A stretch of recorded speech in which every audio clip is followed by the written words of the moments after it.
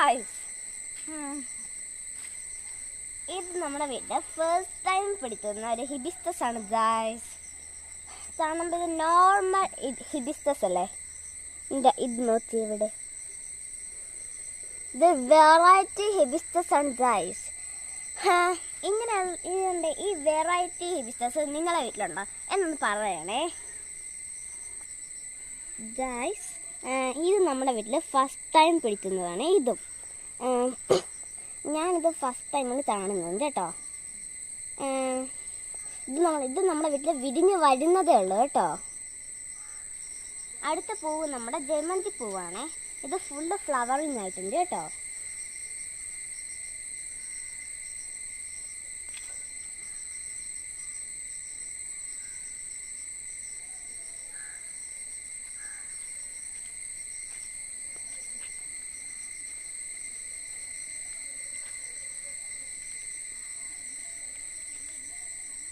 ഇന്ന് ഞാൻ പൂത്തമാണല്ലോ പരിചയപ്പെടുത്തുന്നത്. അപ്പം ഞാൻ നിങ്ങൾക്ക് ഒരു അടീനെ കാണിച്ചു തരാം. ഉണ്ടോ പൂണി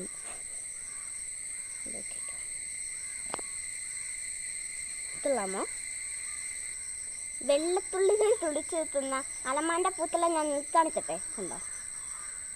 വൗ, ഇതുണ്ടോ ഗൈസ്, വെള്ളത്തുള്ളി ഇതുണ്ടോ?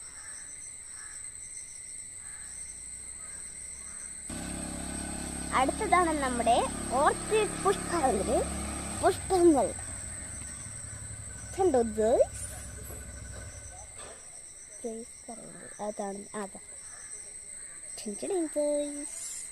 കൊള്ളാമോ? ഇതാണ് ഗൈസ് തച്ചോളത്തിന്റെ പൂവ്. നിങ്ങൾ കണ്ടിട്ടുണ്ടോ ഗൈസ്? ഞാൻ നിങ്ങൾക്ക് മുള്ളില്ലാത്ത യൂഫോബിയ കാണിച്ചു തരട്ടെ.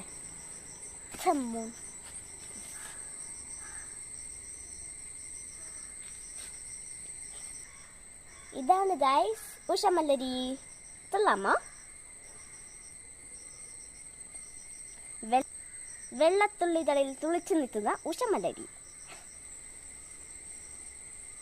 ഇന്നലെ നല്ല മഴയായിരുന്നു ഗൈസ്. അതുകൊണ്ട് എല്ലാ പൂക്കളും എല്ലാ ചെടികളും വെള്ളത്തിൽ തുളിച്ചാടി നിൽക്കുകയാണ് ഗൈസ്.